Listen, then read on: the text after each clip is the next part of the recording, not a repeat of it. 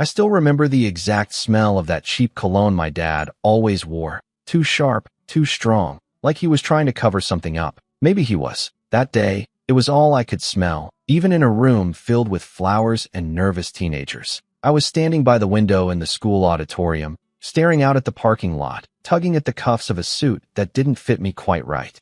The shoulders were too tight, and the sleeves barely brushed my wrists. It wasn't the tux we picked out last month. That one was midnight blue, custom-tailored, with my initials stitched into the inner lining. This one was thrift store brown, wrinkled, loose in all the wrong places. I could already hear the whispers behind me, people noticing. I swallowed hard and tried not to let it get to me. My name's Lucas. I'm 18. I just graduated high school 2 weeks ago, and this is the story of how my dad tried to ruin one of the biggest moments of my life, and how he underestimated the wrong person. I've always been the quiet one. The kid who kept his head down, got decent grades, never made a scene. But there's something about getting pushed too far, for too long, that changes you. I think it started long before graduation, but that day was the tipping point. That was the day my grandma saw everything for what it really was. And once she did, things would never be the same. My dad's name is Mark. He's complicated. Or at least that's what people say when they don't want to admit someone's just mean. He wasn't always like that, I think. When I was younger, he used to ruffle my hair and call me champ. He'd toss a baseball around with me on Saturdays and pretend to let me win at video games. But somewhere along the way, something changed. Maybe it was after my mom left. I was 9 when she packed her bags and walked out the door. She didn't even say goodbye to me. Just a quick hug, a kiss on the forehead, and then gone. I didn't know the full story back then, just pieces of conversations behind closed doors. Something about control and broken trust. I figured it out as I got older. After she left, my dad started drinking more. Not the staggering around type, but the quiet kind. The kind where you come home, and he's already 2 beers in, watching old war documentaries with the volume turned up way too loud. He stopped showing up to my school things, stopped asking about my day, and he started getting critical. Every little thing I did was wrong. My hair was too long. My clothes looked weird. My voice was too soft. "Man up, Lucas," he'd say, whenever I hesitated. "You're not a kid anymore." The only person who ever really had my back was my grandma, his mom. Her name's Elaine, and she's the kind of old woman who wears bold lipstick, swears by homegrown tomatoes, and doesn't take nonsense from anybody, not even her own son. She lived 2 hours away but called every weekend like clockwork. She'd drive up for my band concerts, even when no one else did. She remembered all my favorite foods, all my favorite books. When I told her I wanted to go to art school, she didn't even blink, just nodded and said, "Then we'll make it happen." It was Grandma who insisted on getting me the tux. She'd saved up for months, and I knew it wasn't easy for her. She was retired, living off a modest pension. But she said, "Every boy deserves to feel like James Bond on his big day." We went together to the boutique, just the 2 of us. I'd never had anything custom-fitted before. I remember stepping out of the changing room and seeing her eyes light up. She clapped her hands and said, "That's my handsome boy." I almost cried, right there in the shop. A week before graduation, she called and said she'd be driving up the morning of the ceremony. I told her I'd be wearing the tux. She couldn't wait to see it. Except, I wasn't. The morning of graduation, I came downstairs to find the tux missing. The garment bag that had been hanging in the hallway closet, gone. I checked my room, checked the laundry room, checked the trunk of the car. Nothing. I asked my dad, casually at first, "Hey, have you seen my tux?" He didn't even look up from his phone, just muttered, "Probably left it somewhere." When I pressed, he shrugged and said, "Why do you need a tux anyway? It's just high school." I felt something twist in my chest. "Grandma bought that for me," I said. "She's driving all the way here to see me in it." That's when he looked up, smirked, and said, "It's just a suit, Lucas. Don't be so dramatic." I didn't understand. Not yet. I thought maybe he'd misplaced it. Maybe he'd taken it to get cleaned. I wanted to believe that. I wanted to believe he wouldn't do something so petty, so cruel. But then, just before we left for the school, I saw the receipt on the kitchen counter. It was folded, like maybe he meant to throw it away and forgot. I opened it up. $125. Men's formal wear consignment. Blue tux, lightly worn. I stared at that receipt for a long time. My stomach dropped. My ears rang. I didn't say anything. I just folded it back up, tucked it in my pocket, and walked to the car. He didn't say a word either. Just whistled along with the radio like it was any other day.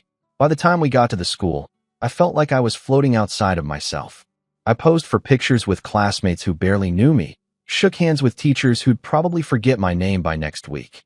And all the while, I kept tugging at the sleeves of that ugly brown suit, praying Grandma wouldn't notice. She arrived just before the ceremony started. I saw her coming across the lawn, holding her phone up to take pictures.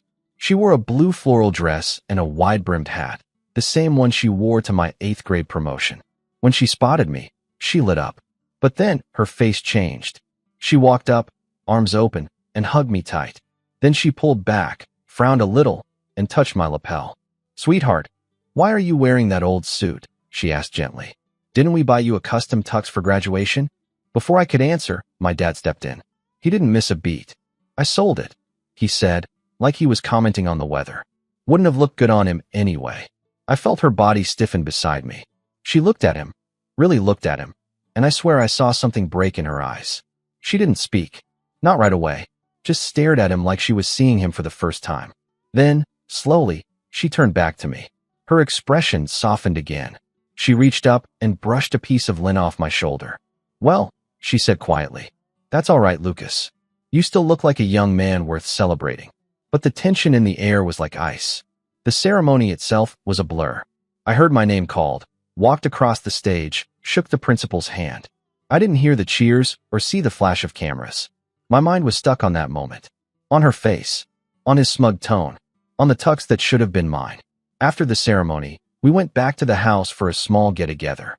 My dad invited a few of his friends, guys I barely knew, loud, and always joking about things I didn't find funny.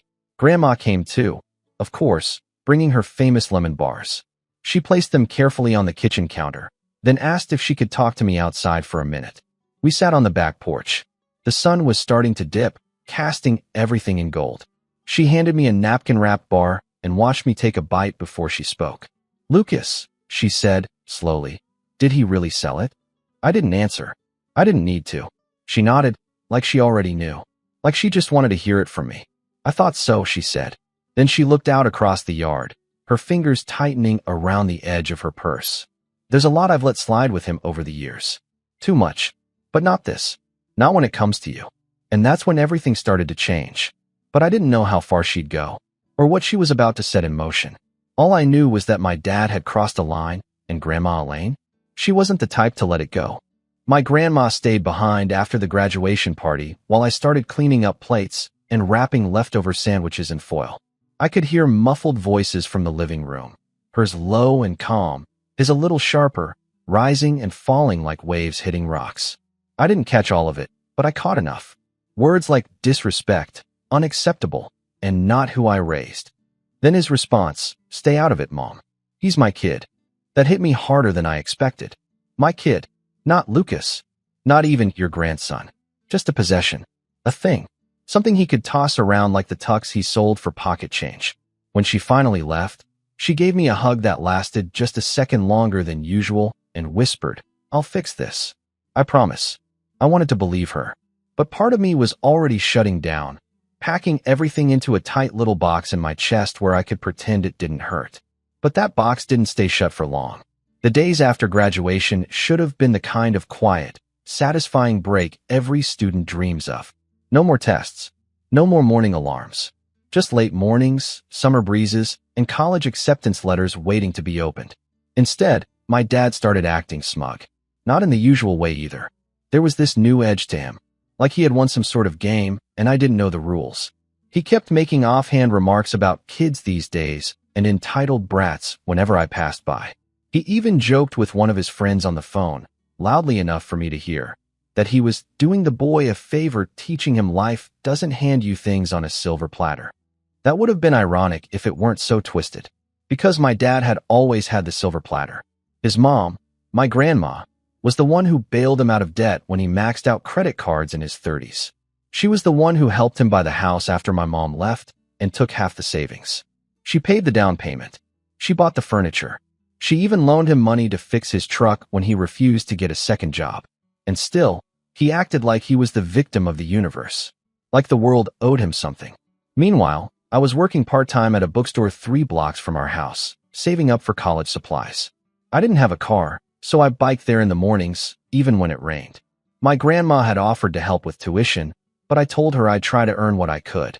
I didn't want to be another Mark in her life, someone who took and took without thinking twice. Then came the mail. It was a thick envelope with the university seal, my dream art school upstate. I opened it alone, sitting on the back steps with the sun on my neck and my heart in my throat. Accepted. Full ride. Merit scholarship. Room and board included. I don't cry easily, but I came close. All I could think about was showing Grandma the letter, watching her eyes light up the same way they had in the Tux shop. I didn't show it to my dad right away. I knew what he'd say. Probably something about how art degrees were useless or how I was lucky they hadn't seen my face before deciding. But he found it the next morning. I came downstairs to find him sitting at the table with the letter unfolded in front of him, his coffee mug beside it, a strange look on his face. Not proud, not excited, almost offended. He looked up at me and said, "So this is what you've been hiding?" I blinked. Hiding? I just got it yesterday. He grunted and folded the paper neatly. Scholarship or not, don't think this means you're too good for real work. Drawing pretty pictures won't pay the bills. I didn't answer. There was no point. That box in my chest cracked a little more open. Over the next few weeks, things got worse. Subtle at first. He started forgetting to leave dinner for me if I got home late from the bookstore. He accidentally moved my laundry to the floor to wash his own. My sketchbooks disappeared more than once, only to turn up in the garage with smudged pages or water damage. And through it all, he never mentioned the Tux again. Never apologized. Never explained. It was like he thought if he ignored it long enough, I'd forget. But I didn't. Then came the day everything changed.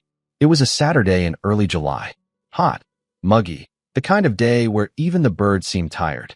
I was off work, so I decided to visit Grandma.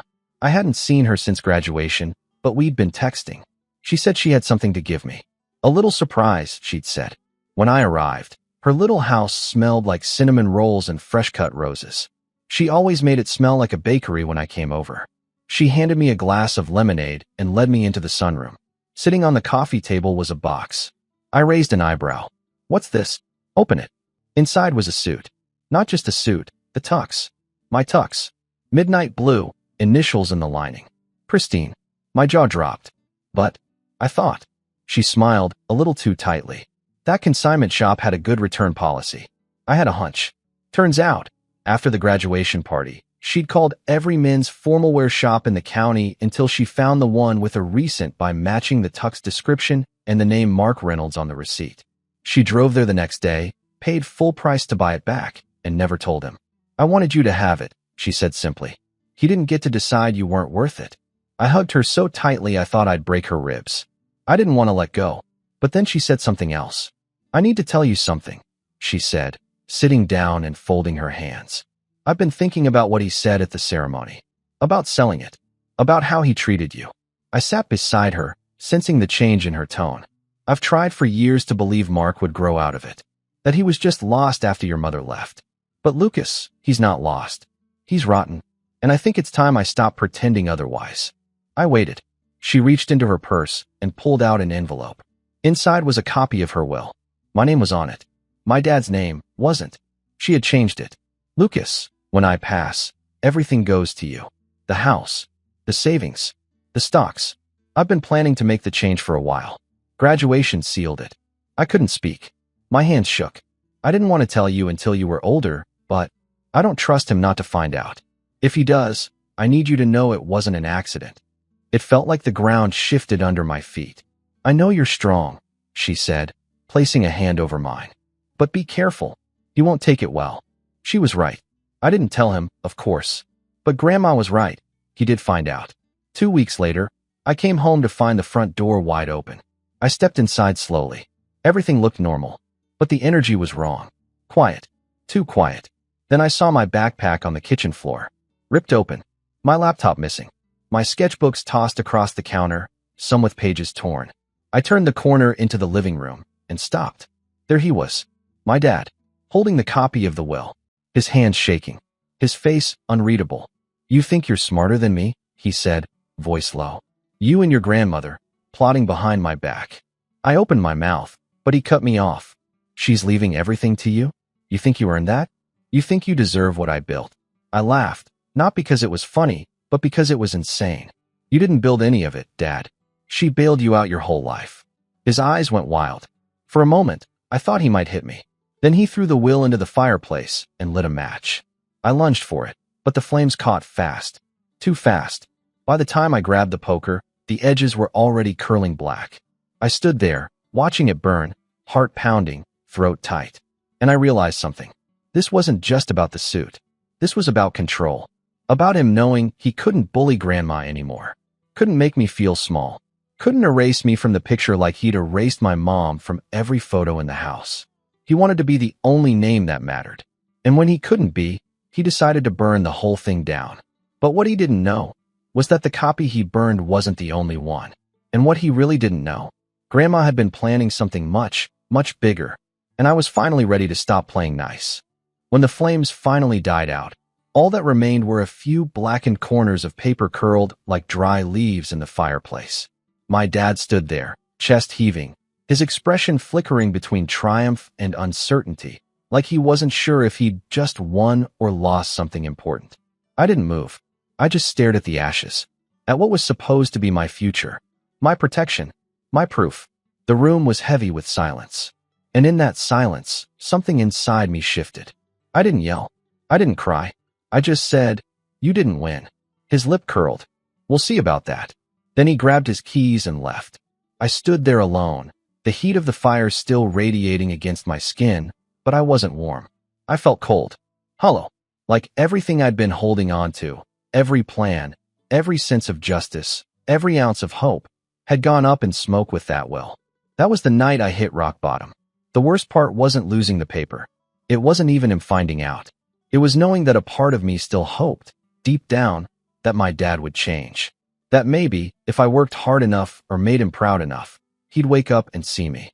See the person I was trying so hard to be. But he didn't see me. He never had. The next few weeks were the hardest of my life. I barely slept. I went to work with bags under my eyes and a tight jaw. I stopped drawing for a while. Every time I picked up a pencil, my hands would shake. My sketchbooks stayed shut on my shelf like tombs. At home, things got worse. He started locking the fridge. Said I was eating too much and mooching off him. He cut off the internet. Claimed it was to save money, even though I knew he just didn't want me emailing Grandma or looking up lawyers. He even tried to convince my boss at the bookstore to cut my hours, told him I was distracted and needed discipline. Thankfully, my manager, Troy, saw right through him.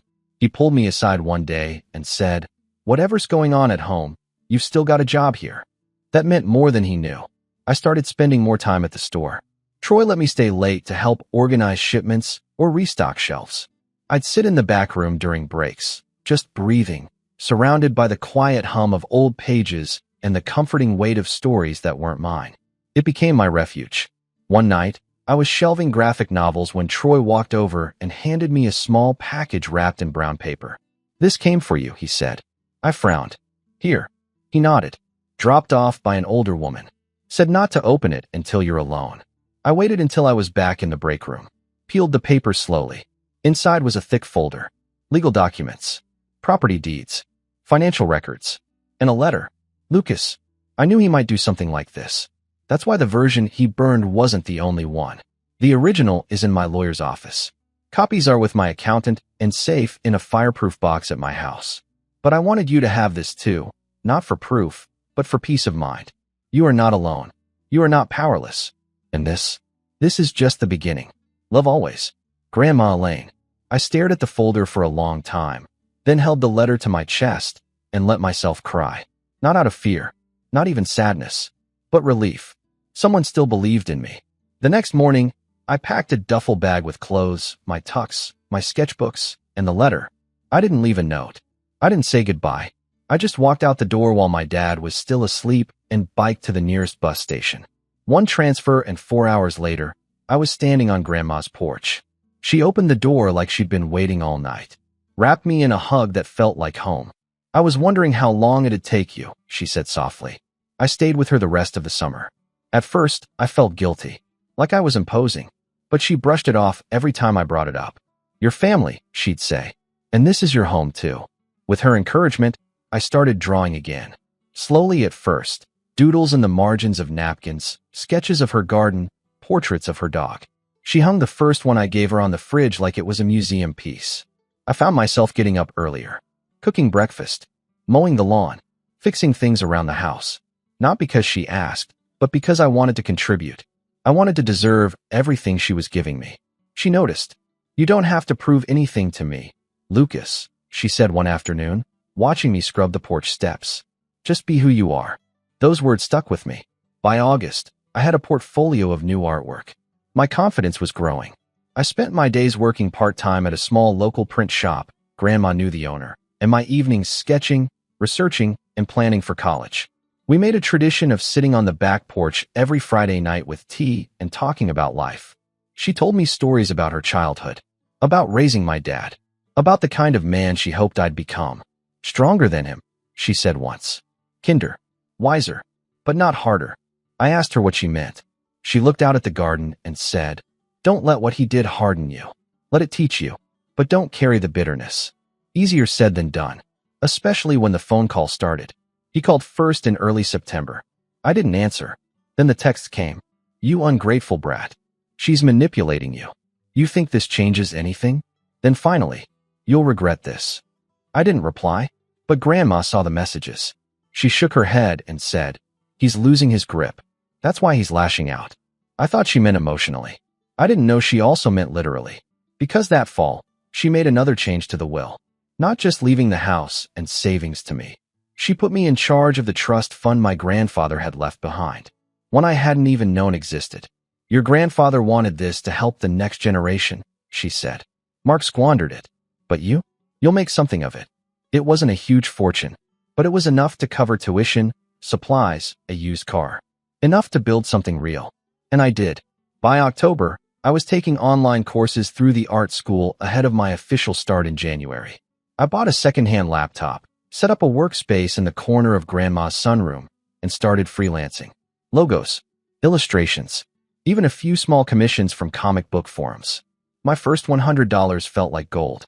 I didn't tell my dad any of this, but he found out. Because in November, just as the leaves were turning and Grandma was making her famous pumpkin pie, we got a knock at the door. It was him. I hadn't seen him in person since I left. He looked different, thinner, more tired. Still tried to act like he was in control, though. "Mom," he said stiffly.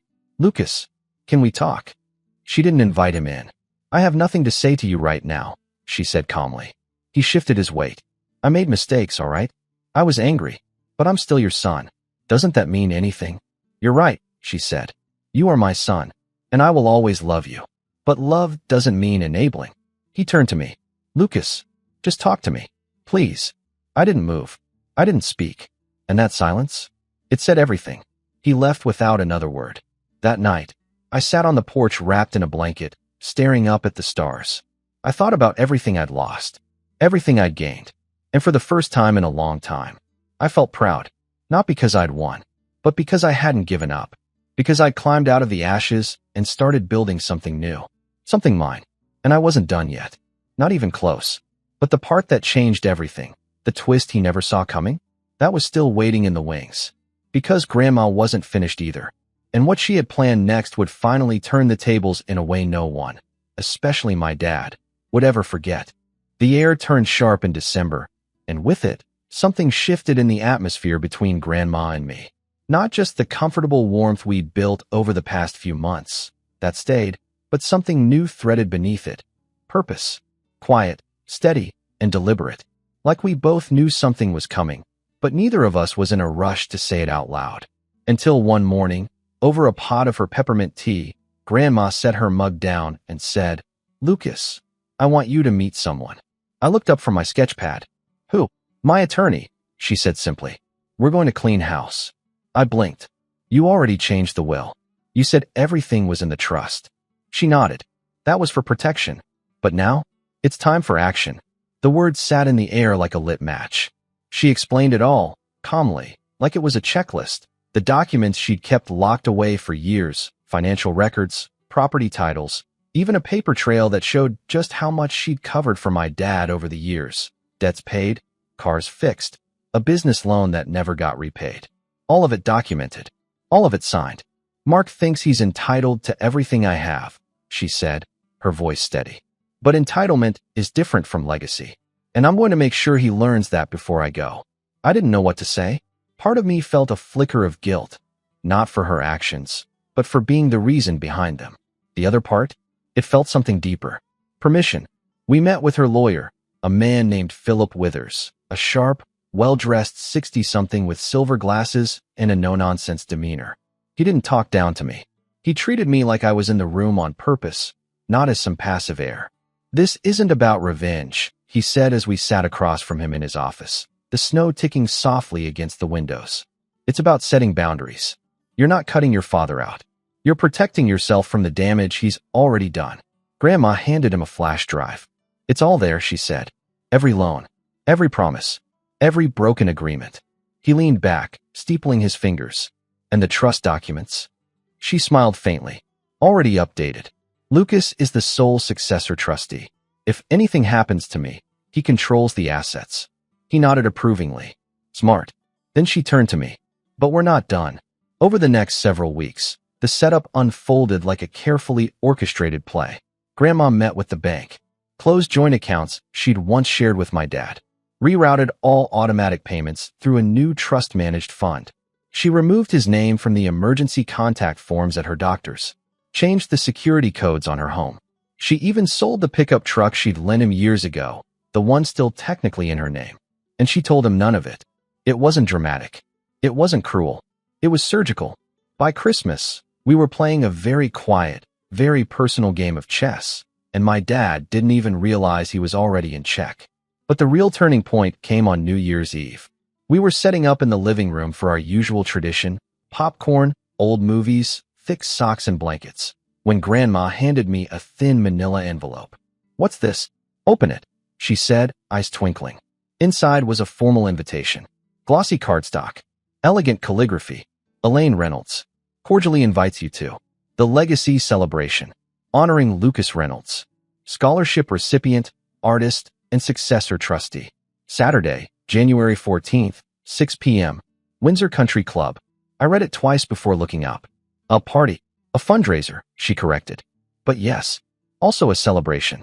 You've earned it. I was stunned. Why? She laughed softly. Because we're going public. I blinked. Public. She nodded, folding her hands. Mark has always controlled the narrative. To his friends, to family, to the community. Always playing the victim. Telling everyone your mother ruined him. That you're ungrateful. That I coddled you. But the truth matters, Lucas. And this night? It's not just a party. It's a reset. I swallowed. Is he invited? Oh yes, she said. In fact, he's one of the guests of honor. I almost choked. Are you serious? I am, she said, her tone serene. He won't be able to resist showing up. He'll think it's about him. That I'm softening. And that's exactly what we want. She had a point. My dad's ego was too big to turn down a stage, especially if he thought he'd be praised on it. But what he didn't know was that the stage would already be set, and the spotlight wouldn't be on him. The next 2 weeks were a blur of planning. Grandma made calls. The event coordinator, a woman named Teresa with a no-nonsense voice and the organization skills of a military general, came by twice to walk us through catering, seating, lighting, and logistics.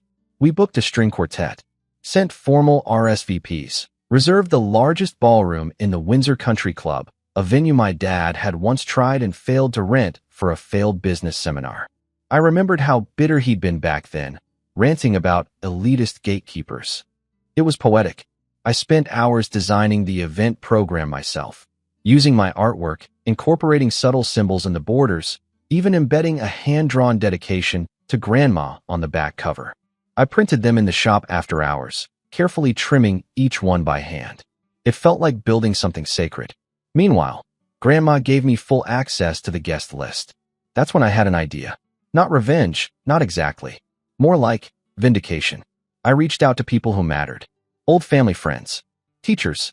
My band director from high school. My mom's college roommate, who had always kept in touch with Grandma and had once told me she believed my mom left not because she stopped loving me, but because she was afraid of him. They all RSVP'd yes. Then I did something I hadn't done in years. I called my mom. Her voice on the other end was hesitant. We hadn't spoken in almost 6 years. But the moment I told her what the event was about and who it was really for, she said just 5 words. Tell me where to be. Grandma didn't even blink when I told her. She deserves to see the boy you've become, she said. And so do you. We didn't tell anyone she was coming, especially not my dad. The week of the event, things started to stir. My dad called Grandma 4 times in 3 days. Each voicemail was a little different. The first was casual curiosity. Hey, got the invite. Sounds fun. The second, more pointed, didn't realize Lucas was doing so well. The third, laced with suspicion. You're not trying to embarrass me, are you? The last one, blunt. If this is some kind of stunt, don't expect me to play along. She didn't return any of them. Let him squirm. Let him wonder. The day of the event, I stood in front of the mirror adjusting the very same midnight blue tux that had once gone missing. Grandma had pressed it herself, polished the shoes, even helped with my tie. You clean up nice, she said, stepping back with a proud smile. I turned, the weight of everything behind us and everything ahead, settling on my shoulders like the finest armor. You ready? I asked. She met my gaze in the mirror. More than ever. We drove together, arriving early, before the first guest trickled in. The ballroom glowed with soft gold light, the tables dressed in white linens and garnet napkins. A slideshow played on loop behind the stage. Images from my childhood, photos of my art, candid shots of me and Grandma in her garden. People began to arrive. First in pairs, then small groups. Old neighbors, local business owners, teachers, family friends, my old history teacher, my art mentor. Even Troy, my boss from the bookstore, walked in with his wife and gave me a nod that made my throat tighten. And then he arrived. My dad, Mark Reynolds. Tall, confident, wearing a suit that was a size too small and a smile that didn't quite reach his eyes. He walked in like he owned the place, scanning the room for familiar faces. He spotted me near the stage. His smile widened, performative and practiced. Lucas, he said loudly, crossing the room. You didn't tell me you were the star of the show. He hugged me without asking. His cologne hit like a punch. I stepped back. It's Grandma's event, I said evenly. I'm just along for the ride. Oh, come on, he said, gesturing to the banner behind the podium. Your name's all over this thing. Must be nice, huh? Before I could answer, Grandma approached. Mark, she said smoothly. Glad you could make it. He leaned in for a kiss on her cheek. She gave him a polite nod and stepped aside. That's when he noticed the seating chart. His name wasn't next to mine. It wasn't even at our table. It was tucked in the far corner, next to a retired couple who barely knew us. His brow furrowed. What's this about? He asked. Grandma didn't flinch. You'll see. And he would. Because what was about to happen, what we'd spent months preparing, wasn't just a speech or a slideshow or a ceremony. It was a reckoning. And the moment his past walked through that door, wearing a pale blue dress and a calm expression, he finally realized the spotlight was no longer his. The moment my mom walked through the ballroom doors, the air changed. It wasn't loud or dramatic. No screeching halt to the music. No dropped glasses or gasps. Just a ripple, subtle but unmistakable, like someone had cracked open a window in a room that had been suffocating for years. She walked in slowly, head high, wearing that soft blue dress I remembered from my childhood. Her hair had streaks of silver now, and she looked older, but stronger too, like someone who had fought hard battles and survived all of them. My dad's eyes locked on her immediately. At first, he didn't move. Then his mouth twitched, barely masking the panic that flickered behind his eyes. He stood there frozen, and I could see his hands curl into fists before he shoved them in his pockets. My mom didn't flinch. She crossed the room with grace, stopping only once, to nod at Grandma, before coming to stand beside me. She gently touched my arm and gave me a small, proud smile. It wasn't much, but after 6 years of silence, it was everything. Hey, Lucas, she said, voice soft. I didn't respond with words. I just nodded and squeezed her hand. She squeezed back. Mark started walking toward us, slow, like he wasn't sure whether to charge or retreat. I could tell he hadn't expected this. He never thought she'd show her face again, not after the way he told everyone she'd abandoned us, that she was unstable, that she didn't care about me. He'd crafted that lie so carefully, built his whole reputation around it. And now she was here, alive, steady, smiling. He stopped a few feet from us. "What is this?" he muttered. "Why is she here?" Grandma stepped in before I could respond. "Because she has every right to be." His eyes narrowed. "You invited her?" "I did," Grandma said calmly. "And Lucas did too." He looked at me, and for the first time in my life, I didn't look away. I met his gaze and held it. Then he chuckled, bitter and shaky. "This is what this night is about, huh? A little stunt? A family ambush?" "No," I said, stepping forward. "This night is about the truth, and everyone here deserves to hear it." He scoffed. "What truth? That your grandmother's brainwashed you? That your mother ran off and now wants a redemption arc? That you?" "Mark." Grandma's voice cut through the noise like a blade. He froze. "You've spent years painting yourself as a victim," she said. "To friends, to family, to this community. And while you did that, Lucas was quietly surviving your bitterness, your manipulation, your control. Don't," he warned. But she didn't stop. She turned toward the growing crowd, her voice rising just enough to be heard. "I want to thank you all for coming tonight. Some of you have known our family for decades. Some of you watched Lucas grow up. Many of you have heard versions of our story, stories told by Mark Reynolds. Tonight, I'd like to share the version that matters." Mark's face reddened. "This is ridiculous." "No," I said, stepping forward beside her. "This is overdue." I pulled a remote from my pocket and clicked it. The slideshow behind us changed. Gone were the childhood pictures. Now came receipts, loan agreements, screenshots of texts, financial statements, dated emails. A carefully ordered slideshow documenting 15 years of Grandma's silent support and my dad's silent sabotage. The guests watched in stunned silence. I spoke next, calmly, clearly. "I wore a thrift store suit to my graduation because my dad sold the custom tux my grandmother bought for me. I didn't find out until the morning of the ceremony. He never apologized. Just said it wouldn't have looked good on me anyway." I paused. "Let that sit." He also burned the first copy of Grandma's will in our fireplace because he couldn't stand the idea that he wouldn't control everything she built. People started murmuring. A few turned to look at him. He shrank back, face twisted in disbelief. "You think this is revenge?" he snapped. "You're just a kid playing lawyer. None of this will hold up." "It already has," said a new voice. Philip Withers, Grandma's lawyer, stood near the front table. He held up a leather-bound folder. "All documentation has been notarized. Multiple witnesses. Assets are already transferred to the trust. Mark Reynolds holds no financial or legal claim to Elaine Reynolds' estate." Mark's mouth opened and closed, like he couldn't breathe. Someone clapped. Then another. And then the whole room was applauding. Not for me. Not for revenge. But for the end of a lie. And the start of something honest. Later that night, after most of the guests had left and the string quartet had packed up their instruments, Mark confronted us again in the parking lot. His voice was low and furious. "You think this is over? You think humiliating me fixes anything?" "No," I said, stepping between him and my mom. "This isn't about fixing you. This is about finally protecting us." He sneered. "You'll come crawling back one day. You'll need me." "I needed a father for 18 years, I said quietly. "You weren't there." He stared at me for a long time, then got into his car and drove off without another word. We haven't seen him since. The weeks after the event were quiet, peaceful, like the house could finally exhale.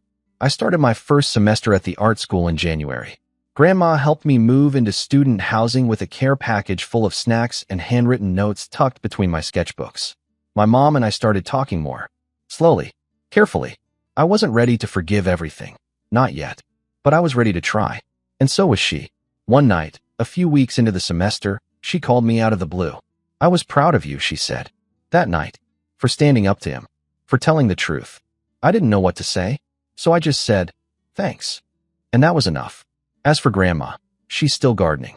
Still making tea. Still telling me I need to wear socks indoors or I'll catch cold in the bones. She's not just my guardian anymore. She's my anchor. My mentor.